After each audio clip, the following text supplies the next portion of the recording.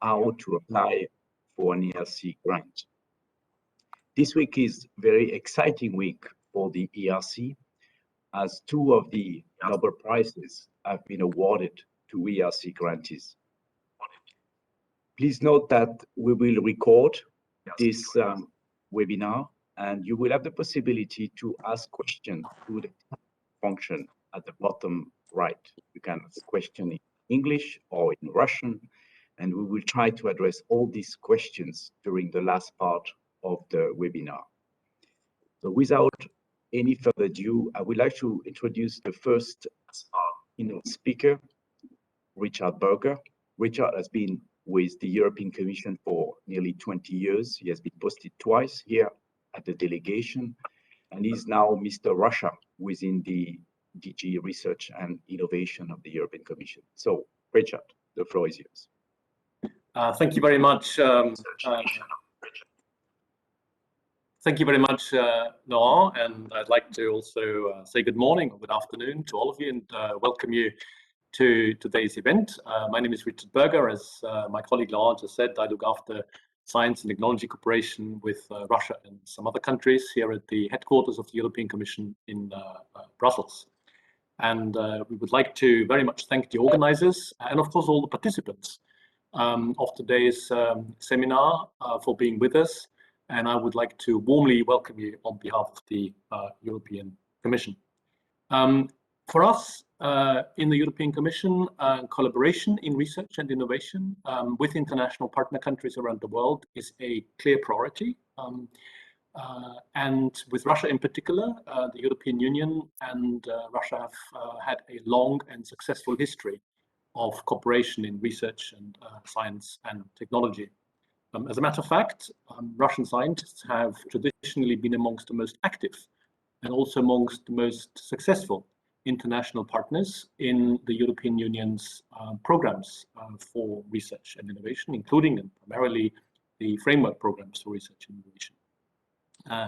We're therefore very pleased to see your interest, the interest of the participants in today's seminar in the grant programs of one of our flagship, if not the flagship institution in science in Europe, in the European Research Council. And as my colleague Laurent already said, it's a very exciting week for us because of the Nobel Prize awards. As a matter of fact, one of the awardees of the Nobel Prize in Physics has a very interesting record of working with Russian partners. And that's something that we've been very pleased to see. As far as today's seminar is concerned, you will learn much about the objectives and the basic principles, but also the details of participation in programs and projects supported by the European Research Council. And I guess that some of you will be glad and perhaps even a little pleasantly surprised to hear about the flexibility and the freedom which grants by the European Research Council offer. I'd like to conclude by saying that scientific excellence and support for scientific excellence are very important concepts for us in the European Union. And as a matter of fact, not only for us in the European Union, but also in our regular scientific policy dialogues with our major partners, especially with Russia. It is, for instance, a standing agenda item of our annual joint European Union-Russia Science and Technology Committee meetings. And in the spirit of international openness and of the fact that the scientific enterprise, scientific endeavors nowadays truly are international, for us the concept of scientific excellence really is a two-way street, and we very well understand the different support programs can be complementary and mutually reinforcing. For instance, very proud that the majority of grantees who've been awarded Russian mega grants over the years are based in Europe. At the time they were awarded the grant, as we see this as a sign of excellence of our science base in Europe. In this spirit, we wish you an interesting and successful seminar, and we very much hope and look forward to seeing you come back again, and hopefully as participants of our EU projects and ERCEA grantees. Thank you very much. Thank you very much, Richard, for your introduction and for making a transition for our next speaker. I'm very pleased to present Irina Kuklina. Irina is a scientist by background.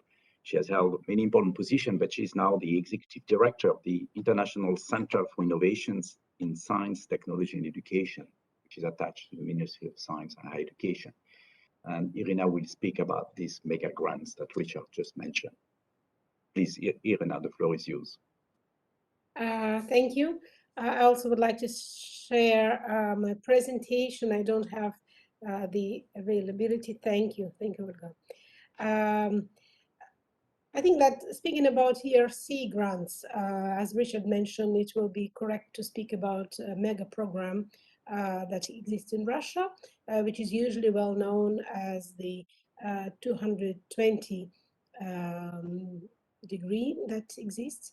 And through the slides, if you can go to the next slide, we will just have a few visions.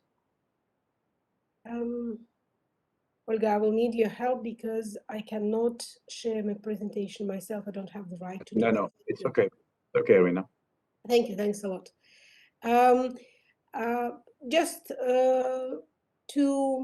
I brought the saying of the minister to understand that actually Mega Grants program is one of the leading program for the Russian international cooperation, and it allows quite a significant viewpoint or significant link between the leading scientists worldwide, and that include both international scientists, foreign scientists, but also Russian compatriots who are living abroad. But not only. For using the MEG grants, we can also do this internally. So we see the scientists going from Moscow to Novosibirsk, or from Novosibirsk to Vladivostok. And this is important to mention that MEG grants is a program which is similar as an ERC, actually is available within the territory, but also for the international cooperation, international dimension. Can I have the next slide, please? I will be very brief. The thematic scope, on one hand, and it started with physics, biology, biochemistry, material technology, math. However, I have to say that we also have social sciences. We have a fantastic program dealing with, for example, archaeological artifacts, but also the literature and the remaining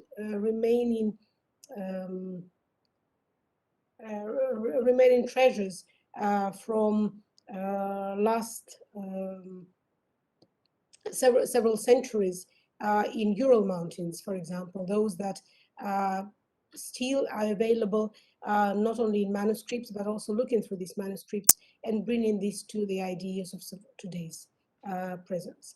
We had already 8 contexts, and within this, we have one of the main criteria is to have Russian research entities that apply. However, they cannot apply without collaboration of the leading scientists, and the leading scientist is the one who is playing the key role. This is his right and his responsibility to look at how the program will be structured, and basically he is choosing the Russian research entities to do the program. Can we have the next slide? And we'll just go very quickly. We look for the following selection criteria. First of all, we look for the breakthrough research projects. So to bring the example of what's happening in the last 3 contests, we have opened new laboratories and new research programs in some of the Russian universities. So absolutely, those areas of science which were not covered by the universities prior to the program are now open. And that's the main idea what we have. The important part is to make sure that the scientific level of the staff working at the university or at the institutes is grown up through this 3-year program. And we definitely need to have the young people engagement in science education and high technologies. If we go further, we had this is the map that you can briefly see where the leading scientists are coming from. They represent 36 countries right now. And we have right now, it says 36 scientific domains, but that means that they are going in all physically directions which we have. As I mentioned about the young researchers, the 64% of the staff working with the leading scientists are actually young researchers, which means 39 years and younger, as within Russian terms. And during these 7 content, because the 8th content was just finished recently, they didn't have the articles yet. We had the more than 7,000 articles published as a result by the teams formed within this program. Can we have the next slide? And we go very quickly with the next slide. This is just showing the statistics, the number of scientific institutions hosting these mega grants. Laboratories are 59. We have 74 universities hosting laboratories, which total makes more than 100. We have 165 foreign scientists, and we have 39 Russian scientists. And we also have 111 Russian scientists residing abroad, which are coming back to the laboratories. And the next slide. We have more than 700 applications for patents for inventions, which includes also models for industrial prototypes as a result of this work. We have 74 educational programs developed under this mega grant program. There are also, since there are young scientists that are participating, we have more than 200 PhD defended within these laboratories which were formed. And we have more than 3,000 laboratory staff that were trained and retrained and had the advanced training within this ERCEA grant, within this mega science grant. And what is very important is that this is not a separate lines that is done or funded independently within the mega grant program. This is the program which is formed and directly joined by the leading scientists who actually come to the university or the institute and the Russian research institution, either university or research institution. Can I have the next slide? I will not stop much on that, since the slides will be available, and you will see yourself the students and the PhDs and postgraduate students. And can we have the next one? And I think that's all for my 5 minutes. I'll try to be very quick. Thank you. Thank you, Irina. This was very clear and very important, as our event today is truly about promoting brain circulation. We'll be happy to organize events in the EU once you open your next call for mega grants. Now, I would like to turn to our last speaker in this opening session. Last but not least, I would like to introduce Professor Niktarius Devlin. He is not only the Vice President of the Scientific Council of the European Research Council, but he is also, among many other things, the Chairman of the Board of Directors of the Greek Foundation for Research and Technology, and he's a professor of molecular systems biology at the medical school at the University of Crete in Heraklion. So, Professor, the floor is yours. Thank you, Laurent. I'm really delighted to take part in today's webinar that is organized in cooperation with the delegation of the European Union to Russia. As you know, the European Research Council has actually organized 7 such informative webinars these last days for researchers from around the world. These webinars are part of the ERCEA Open to the World campaign, and they are set up to encourage top researchers from anywhere in the world to apply for ERCEA grants, provided, of course, that most of their research will be carried out in an EU member state or associated country. As you know, the ERCEA is a key component of Horizon Europe, the EU's new research and innovation framework program, It was set up initially by the European Union in 2007 and has grown into the premier European funding organization for research that really truly cuts new ground. We fund creative researchers of any nationality and age to run projects across Europe. We give them scientific freedom and trust them to do excellent research. The ERC's budget is now 16 billion euro for the next 7 years. This funding is vital to continue to empower scientists to pursue their ideas, pushing the boundaries of human knowledge. We have an international mindset at the ERC, and I think this is clear with this event today. Indeed, over 80% of all the ERC grantees go to 80% of all the ERC grants go to researchers of non-EU or associated country nationality. Already, 62 ERC grantees of Russian nationality have received an ERC grant. The ERC offers 4 core granting schemes, which will be described in detail to you as there will be an ERC roundtable session in a few minutes just after my short introduction today. But I would like to close by noting that in May this year, the ERC celebrated a very important milestone. After just 14 years of existence, the ERC has enabled 10,000 top researchers to pursue groundbreaking ideas across all fields of science at various stages of their careers. By now, there are also 70,000 postdocs, PhD students, and other staff working in their research teams.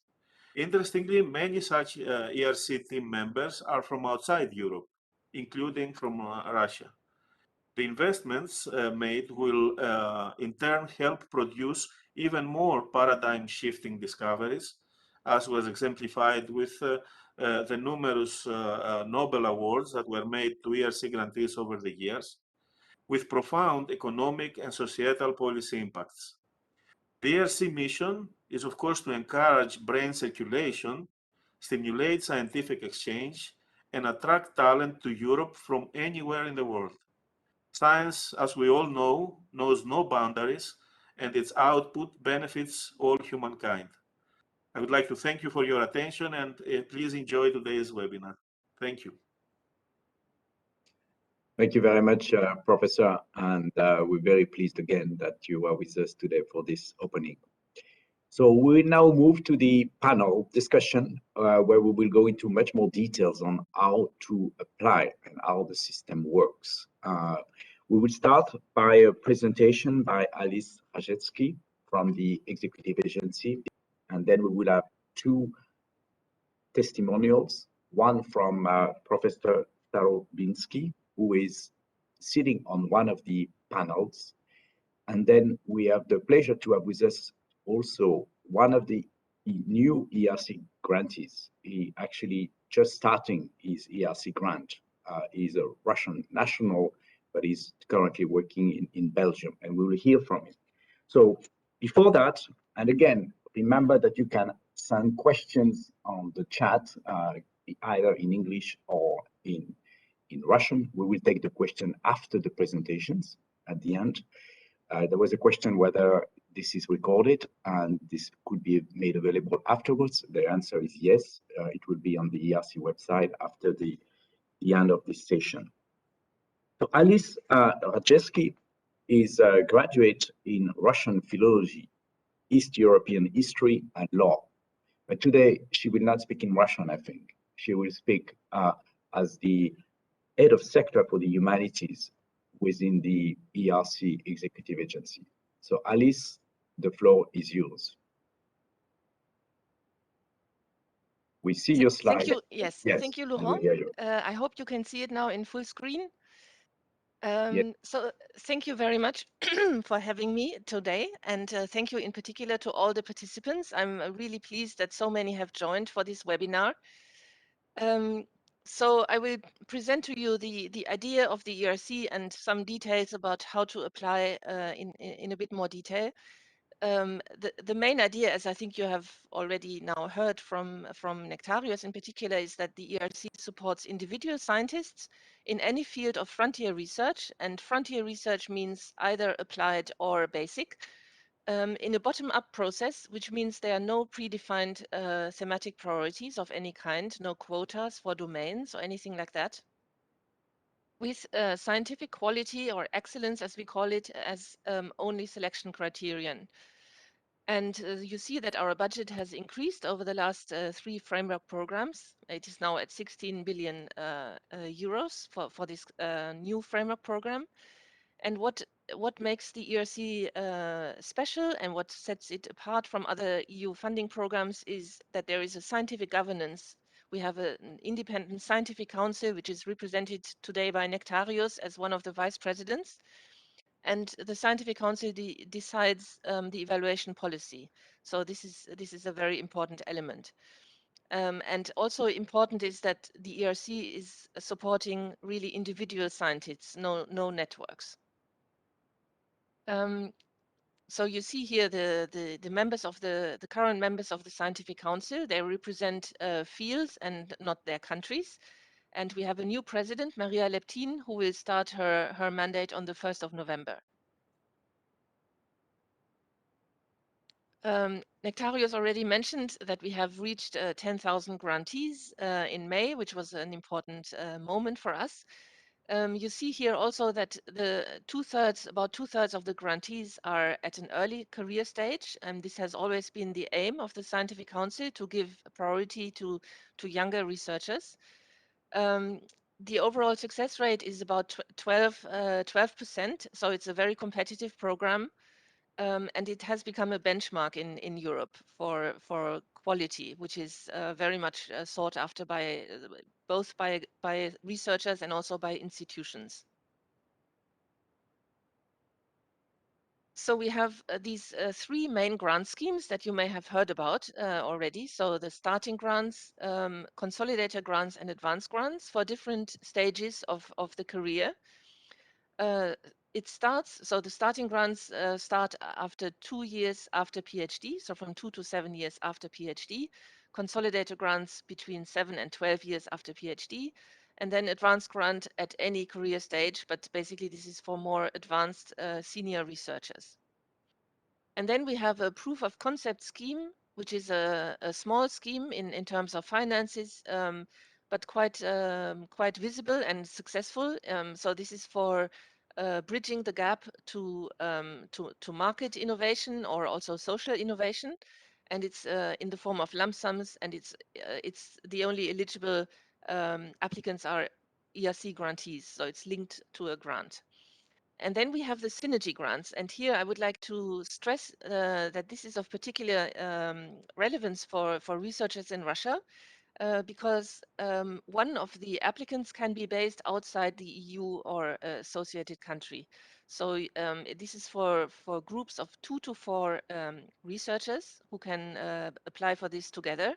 And one of them can be based outside, for example, in Russia. So this is a very relevant information. It's up to 10 million euros for 6 years. And so these are very big grants. And so it's important to keep in mind that this is really relevant. For all these grants, there can be also additional budget applied for, and I'm highlighting here that one of the reasons for which this can be applied are startup costs for moving to the EU, in case that is intended. So it's 1 million for each of these starting grant, consolidated grant, advanced grant, for any of these 4 reasons that are listed here. And the extra budget is 4 million in the case of synergy. So this slide summarizes all the benefits and the characteristics of an ERC grant. The ERC offers independence and recognition. So the idea is that as an applicant, you can choose your own research topic, and it's really up to you. There's no priority, as I said before. And the team can also be designed by the applicant in accordance to the project. So It's totally flexible. So a team can consist of just one person. It can be just the applicant on their own applying for an ERC grant, or it can be a grant of 20 people, so or more. It really totally depends on the topic and on how the project is set up. So there's absolute flexibility there. An ERC grant means financial autonomy because the host institution, the institution where the grant is carried out, has to sign a letter confirming that they give independence to the grantee how to carry out the project. So this is very important. It gives a lot of power to the grantee, especially that the grantee can also decide to move institution at any moment. So that, of course, gives a lot of leverage to negotiate the best conditions for work. And this is actually what happens, that it is a competition not only between applicants, but also between institutions, how to attract the grantees. Another element of flexibility is that one can attract team members from anywhere in the world. And those team members can also be based outside Europe, for example, in Russia, if that is explained in the proposal and positively evaluated by the panel. So, and we have actually such cases where team members of ERC grantees work in Russia and are funded in Russia. So this is something also important to keep in mind. So, and then there is another element of flexibility, which is that it's also possible to keep an affiliation outside the EU, for example, in Russia, if that is desired, because the minimum requirement from our side is to spend 50% of the time in the country of where the grant is carried out. So this is also an important element of flexibility, as Richard mentioned, flexibility. And then, of course, what happens quite often is that ERC grantees manage to attract additional funding and gain recognition, because these grants are so so visible and well, a benchmark for quality. So if you think of applying to the ERC, you will look at this panel structure, which basically which is on the website. So you find that on the website, and when you apply to the ERC, you have to choose to which panel you apply. And all these panels have descriptors. So you see here only the titles, but they have many more descriptors. So you see more in detail how which topics and disciplines they comprise. And what I would like to say here and really stress is that this is not meant as a classification. This is just a way for us to organize the evaluation. So if you are doing research on a topic that you don't really find in this panel structure, you shouldn't think that this means you cannot apply to the ERC. You can apply with any topic, whether it's listed here or not. And also you can apply in case your topic falls between panels, which happens quite often, because we will organize the evaluation accordingly. So if a proposal falls between panels, we will make sure that panel members from both panels evaluate the proposal. So it's not a classification, it's not meant to be exhaustive, and it doesn't indicate any kind of priority setting. So you will also see at the link that is put up there that the panel structure was recently revised by the Scientific Council. This happens regularly to make sure that it's up to speed with developments in science, and also that that we are able to organize the evaluation in terms of size of these panels. And there were recently 2 new panels introduced, one in PE, in physical sciences and engineering, materials engineering, and one in the social sciences and humanities domain. And in the life sciences, there were also many changes, not a new panel, but a redefinition of the panels. So you will see the rationale for that on the website. This here, what is important to understand from this slide is that interdisciplinarity is not a requirement to apply for an ERC grant. This is one of the misconceptions that we often find, that applicants think, or in general people think, that it has to be an interdisciplinary proposal. It's not the case. So the Scientific Council has defined these 3 ways how they see that frontier research could emerge, and one of them is indeed multi or interdisciplinarity, which crosses boundaries between disciplines or fields of research. But there can also be other forms of pioneering scientific ways of addressing new fields of research or introducing innovative approaches within the field. So this is also, there's a lot of flexibility in that as well. As was already said by Niktarius, PIs applicants can have any nationality or age.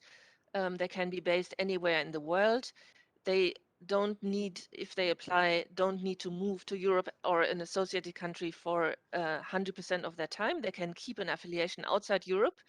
You see here that the minimum is 50% of working time in the EU or associated country, so in the country of the host institution. And of course, we expect that the focus is really then given also on the ERC grant. So you see here in terms of work commitment, it's 50% at least for a starting grant, 40% for a consolidated grant, and 30% of an advanced grant. And otherwise, I think I've covered already those points. So for starting grant, there should be the potential for independence and maturity. Of course, these are younger researchers, so we don't expect to see any evidence already, as is the case for consolidated grant.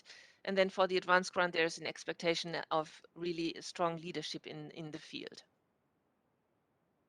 And what is true for every of these grants, there has to be something new in the proposal. So since we talked a lot about Nobel Prize winners earlier, also to say that we have had cases of Nobel Prize, Nobel laureates applying to the ERC and being rejected because what they asked for in their proposals was not new, even though they had a lot of evidence for strong leadership, of course, but there has to be a new idea in the proposal. This is, of course, very important for the ERC.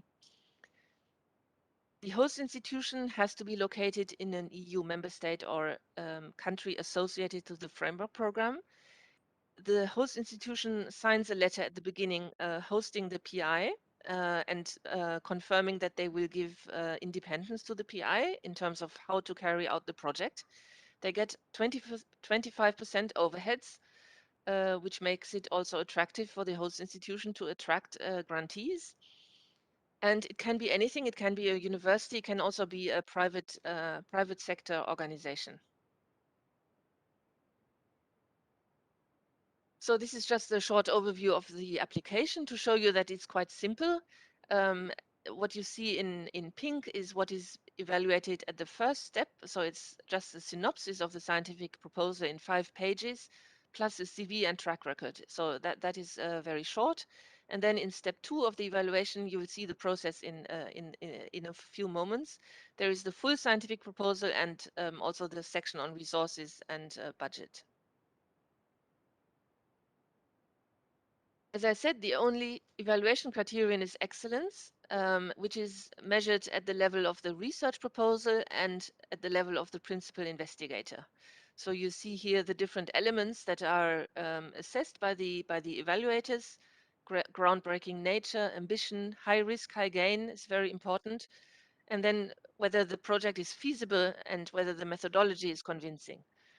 And then at the level of the PI, it's intellectual capacity and creativity. So you can see actually the questions that are asked to the evaluators in the work program, which is the legal basis of the ERC. You can see that on the internet.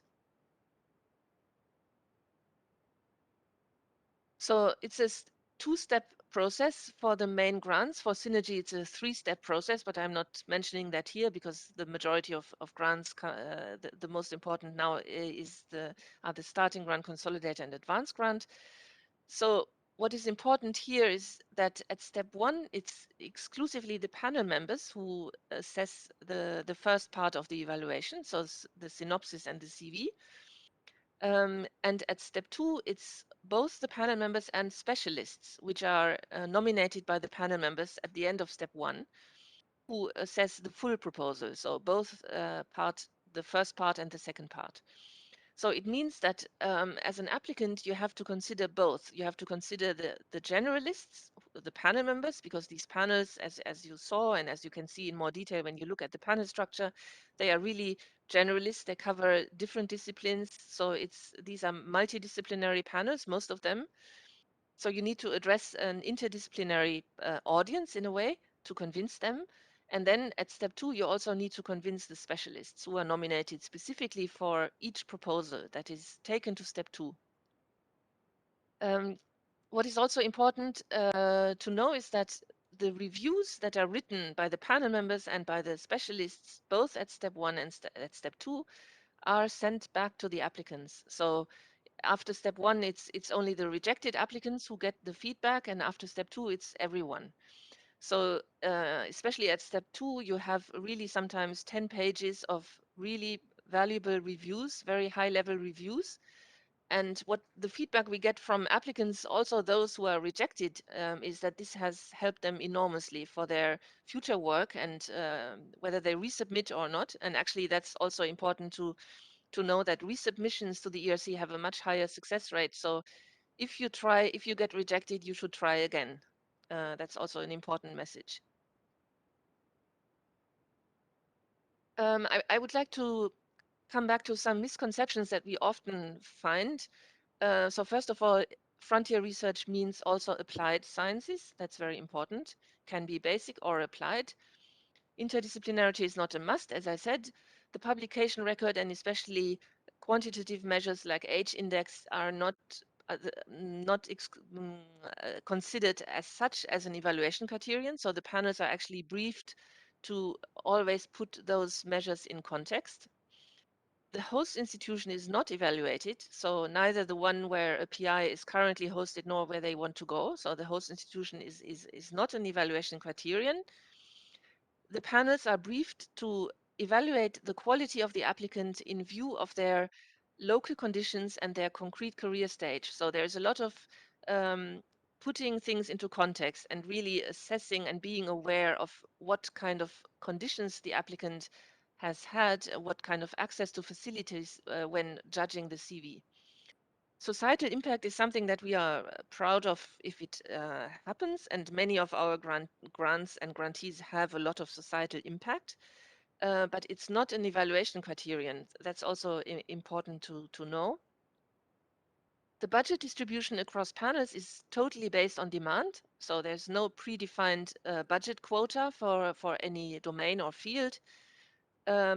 Projects can also be shorter than the 5 years maximum, and they can also be cheaper than the maximum budget. So there's no preference on the side of the panels. And then each applicant is treated equally. So for example, if you resubmit a proposal, that is treated as a new application, and the panels are briefed not to consider any previous application, because it's always a new set of applicants and it's also a new set of panel members. You see here the next upcoming deadlines in case hopefully you are inspired to apply. So you see that this starts in January for the starting grant, March consolidator grant, April advanced grant, and then November synergy. You find all that on the ERC website. And then I have some slides on statistics. Perhaps I will go quickly. Laurent, I don't know how much time I still have. You can go ahead. Okay, so I think Niktarius mentioned that we have 62 grants so far given to Russian nationals. You see here how that compares to nationals of other countries. And you see also that the majority of those 62 have been awarded to starting and consolidator grantees. You see here where those Russian grantees are based, the majority in Germany, France, UK, then also Austria, Switzerland, and Netherlands. This shows you the number of applicants. So here you see Russian applicants in the FP7 framework program, so 2007 to 2013.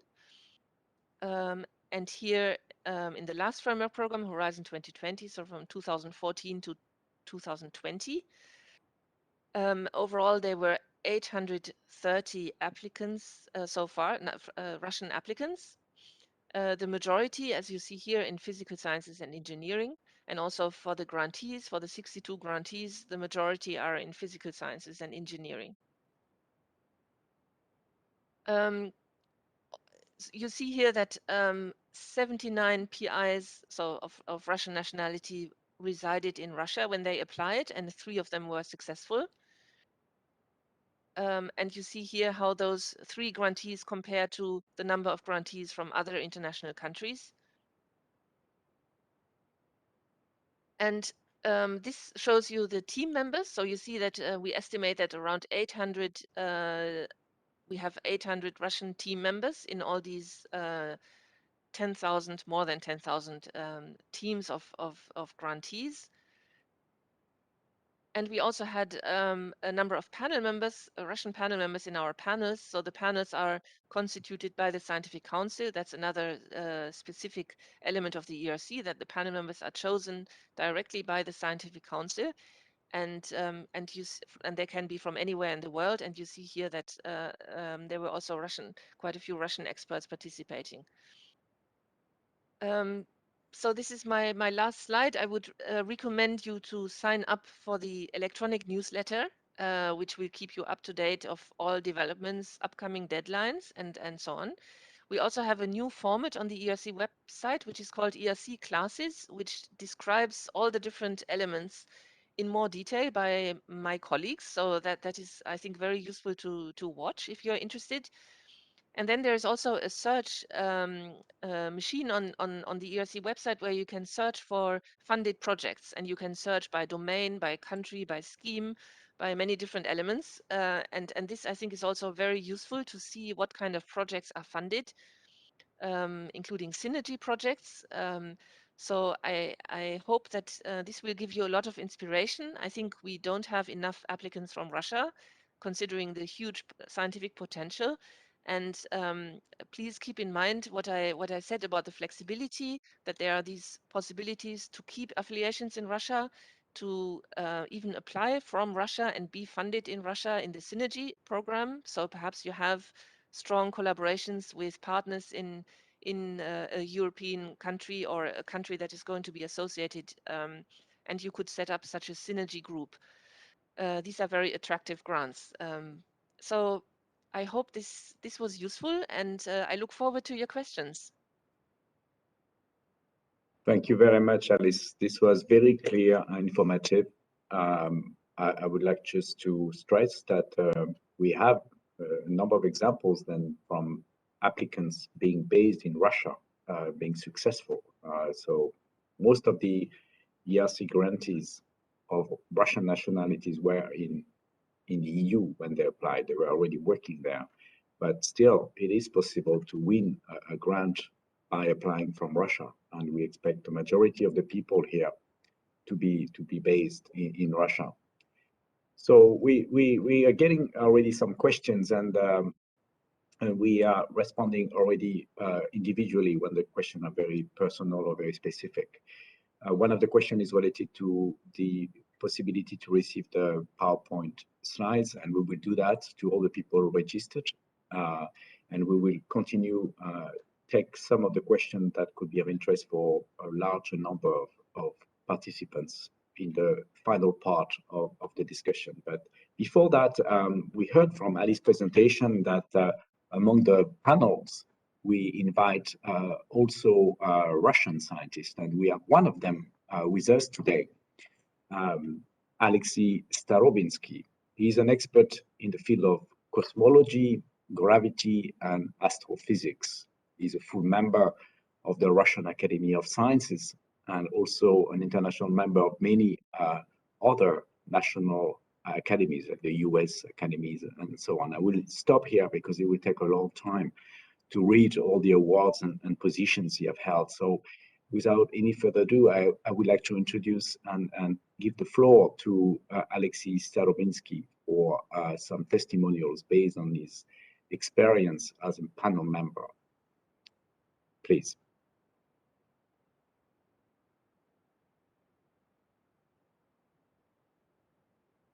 Hear you. We don't hear you. You need to unmute. do it right? Okay. Yes. Okay. Thank you, Laurent, for this introduction. And since the main aim of today's webinar is to stimulate talented Russian scientists to participate to apply for ERC grants. So my general remark is first to emphasize that it has sense. It has sense to do so. It's well possible.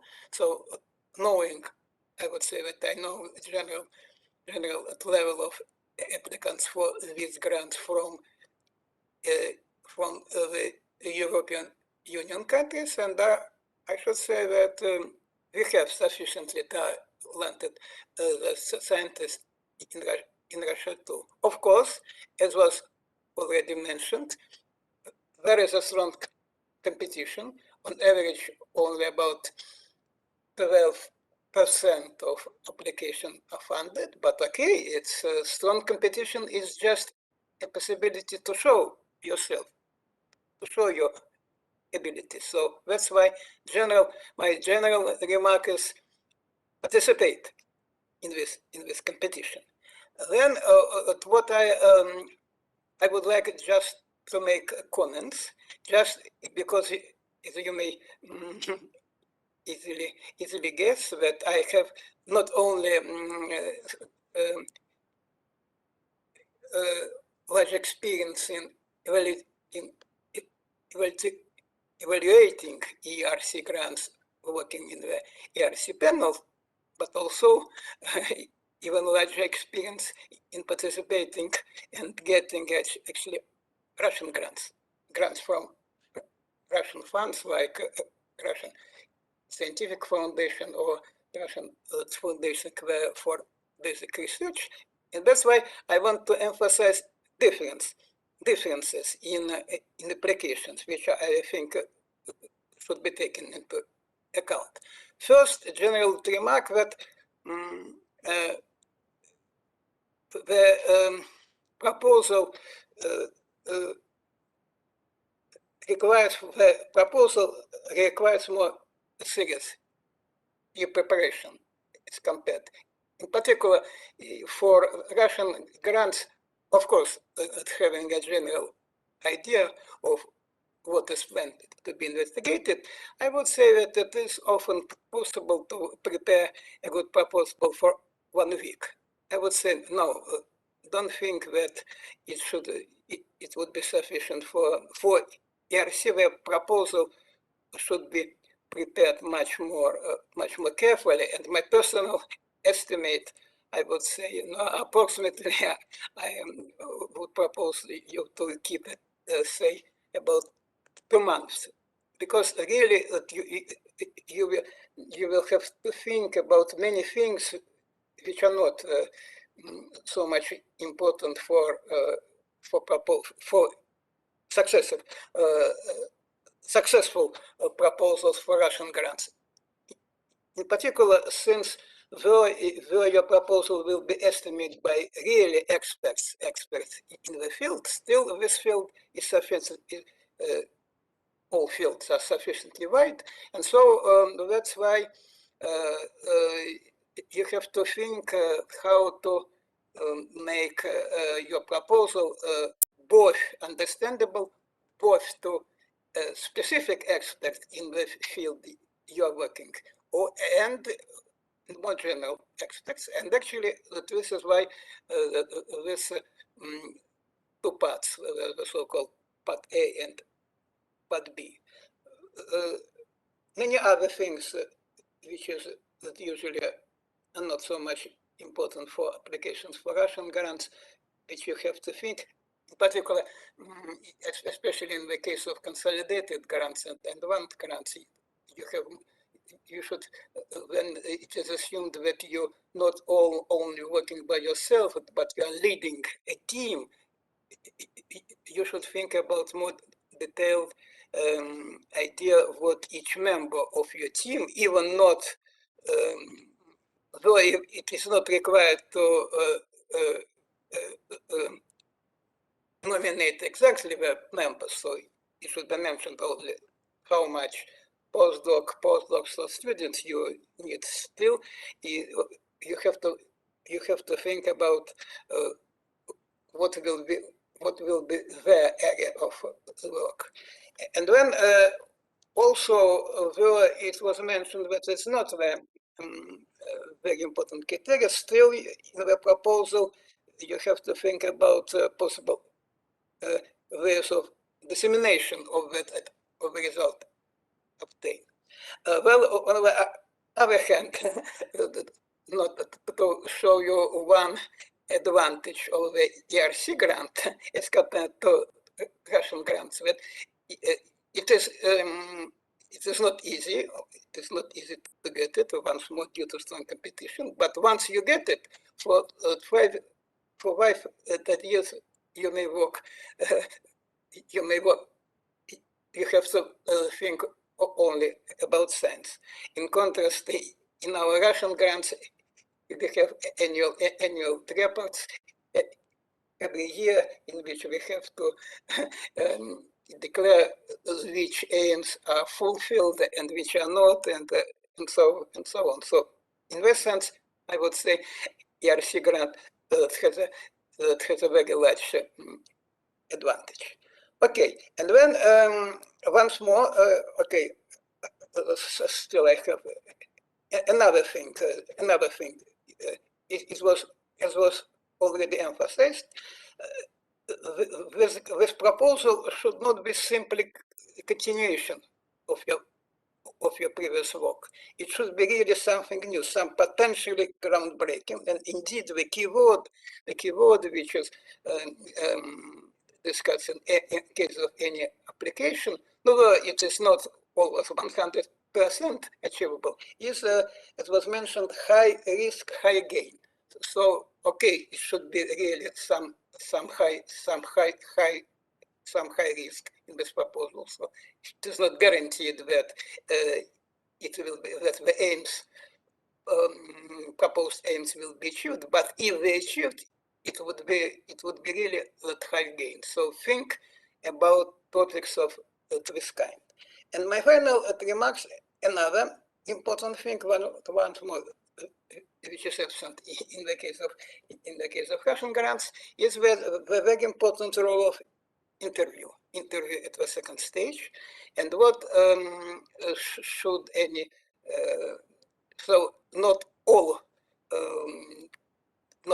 those who made the proposal reach this stage. I would say about say on average about 30% of them. And what is important during this interview is first, but it has been already achieved at the previous stage, that you have to convince the panel that the topic itself is indeed the high risk, high gain. But also another important, suppose that the panel agrees that this topic is worth funding, but then you have to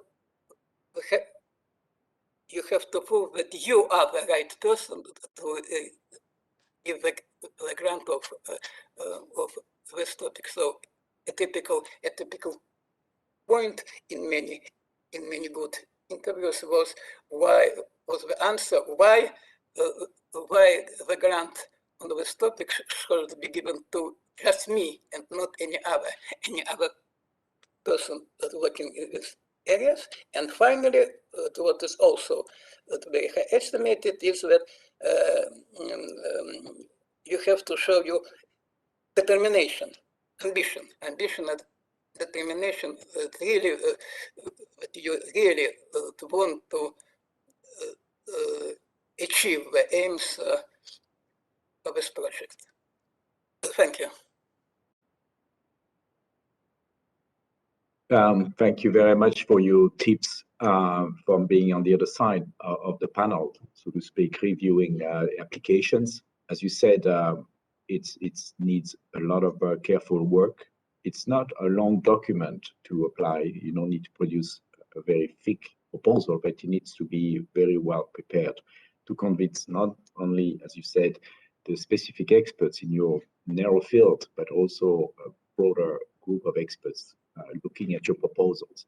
And I think you mentioned at least 2 months of work, and we've seen the deadlines for next year, which start in January, I think. So we have time for this, and there will be deadlines nearly every year, if I'm not mistaken. So if you're not prepared this time, there is always the possibility to wait to get more, to work harder in making your proposal attractive, high risk, high gain, as you said. Make sure you present it as a very stimulating and promising proposal. Now let's hear about one of the successful grantees from the last cohort, who is of a Russian nationality, Evgeny Scottsboth. He studied in Moscow at the Moscow Institute of Physics and Technology. He got his PhD from the Lebedev Institute of Physics, and then moved for postdoc, and is now working at the University of Mons in Belgium, and just received a consolidator grant. And now we will hear from his own experience how he got there, and any tips he would like to give to other future applicants. So please, any floor is yours. Okay, thank you very much, Laurent. I hope you can see me, Yes, can hear me, and also see my slides full screen. So thank you very much for this opportunity to share some hints and tips with regard to ERCEA application, which is more relevant for consolidator and starting grants. And coming to the business, it has been already explained why any ERC grant is a great opportunity for anyone to boost their research, but let me summarize it at the main points from the grant holder perspective. So most importantly is that the sole criterion is scientific excellence. So all these other secondary criteria, I mean, for example, whether you teach at your university or not, and so on, they're irrelevant. So you should concentrate on scientific excellence. The grants themselves are generous enough as to create a group and support a number of postdoc and PhD students for at least 5 years, which gives you a lot of independence, so you can do whatever you want and test ideas that your project is based on. Also, last but not the least, many universities will be happy to open the doors for you and even offer you a permanent job if you get an ERC grant, or sometimes it's enough to be shortlisted, because certainly there are many more excellent projects than funds available at any given moment of time. So don't be too much upset if you think excellent project failed in the first round. The fact that you are shortlisted is good enough to take you seriously. This is about pros. What about cons? Actually, I found none, but it's often said that writing ERC application is tedious and very time-consuming process, but I can't confirm this at the moment. I think that it requires exactly the amount of time you need to write a certain number of pages of well-organized text, like scientific paper. Moreover, I found actually writing proposal is really helpful to rethink some of the ideas that I'm working on. Let me just give a small extract from my CV so that you have kind of idea about background that one may have before applying.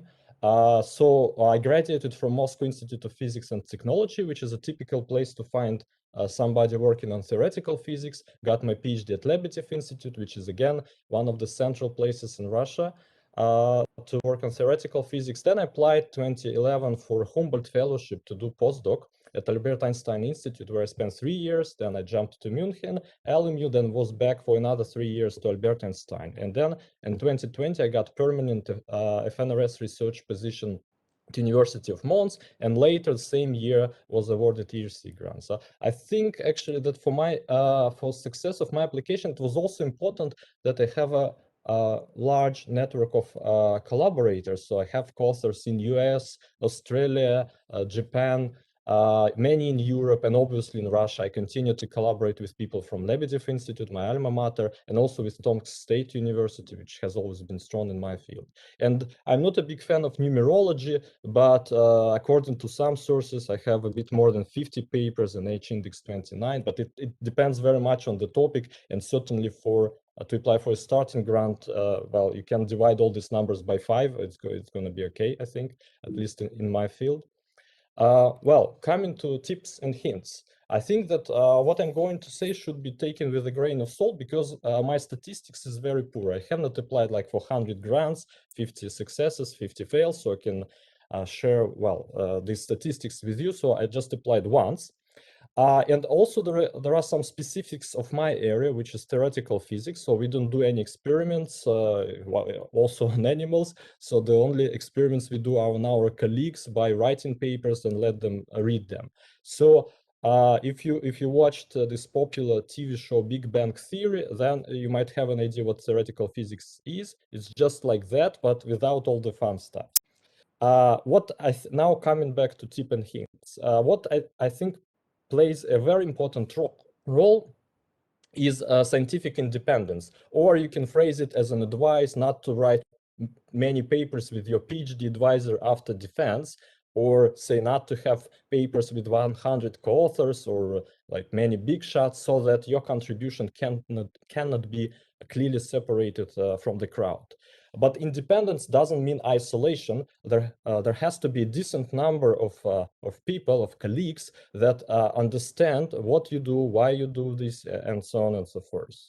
Yes, I think also the size of network of collaborators plays some role, as well as the fact that you already have some experience in supervising students, because as principal investigator of any ERCEA grant, you will have to supervise and direct quite a few people. So you should show that you can actually handle managing such a big project.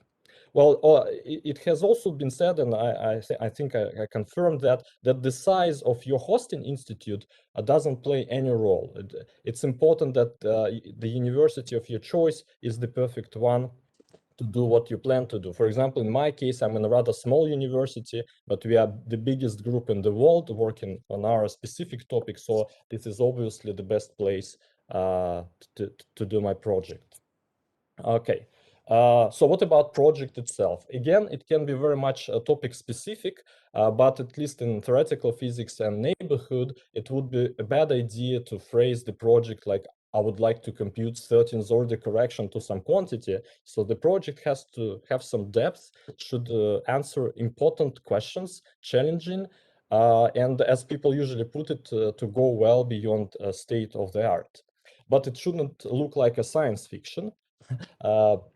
Well, so it should be clearly ambitious, but not science fiction. And as people in industry would phrase it, the project has to be smart, which means specific, measurable, achievable, relevant, and time-bound. And obviously, your previous research should indicate that you can do that. It's not, well, it's not enough just to wake up one morning with an idea for a nice project and apply for it. I mean, your track record should indicate that you are the right and maybe the best person to work on this project. One important thing that many people, I think, usually forget is so-called risk management, because there is always a conflict between several forces. On one hand, only straightforward and trivial results are, well, easy to argue to be achievable. On the other hand, you have to have a clear idea of what to do if certain parts of your project fail. In an ideal world, both positive and negative answers should be equally interesting and important. So think seriously about this part of application, which is called risk management. So then what about application itself? I think it's better to just be confident, to feel confident when applying and working on the application, because reviewers can easily smell your fear, your inconfidence in between the lines. So if you're not sure you have a good project, it's maybe better to wait. If I remember correctly, if your project doesn't get enough points, you will be excluded actually from maybe one or some of the following years from this competition. So it has to be good enough to at least make through the first stage. Okay. So it doesn't make sense to apply just because you can. Of course, all deadlines are known well in advance, so don't start working like night before exam. So it's better to have some stable version of application written and let it lay in your drawer till you forget what you actually wrote, and then reread it once again. It would be of great help if you have some friends and colleagues who already got ERC grant. Well, first of all, this might indicate that you are at the right level in your research. Well, secondly, as far as I know, the applications themselves are not usually published, even though some people, I think, make them public through their own websites. But it would be of great help for you to see some of the applications in your area that made through. Also, you can ask a couple of your friends and colleagues for feedback to see if your application has some sharp corners and parts that are unclear. Even your family members can be helpful just to comment on style and grammar. Ideally, your, I think it's called B1 form should be such that it can be read both by specialists and almost by general public with pleasure and understanding what they're reading about. You should also try to put yourself into referee's shoes because it's very unlikely that any referee, any potential referee of your project can read it like 10 times, make some notes, prepare a presentation, and like at exam, be ready to answer any difficult question that evaluation list may have. So don't encrypt the answers. It should be clear just after a brief look at your application what the goals are, why they are interesting, and so on and so forth. And well, as a joke, 50% joke, I would like to finish by saying that if you found my presentation like very, very useful, then I think you are too early to apply. But if you found kind of trivial, you feel confident, all the comments are self-evident, then please apply. And may you consolidate your research with the help of ERC. So thank you for your attention.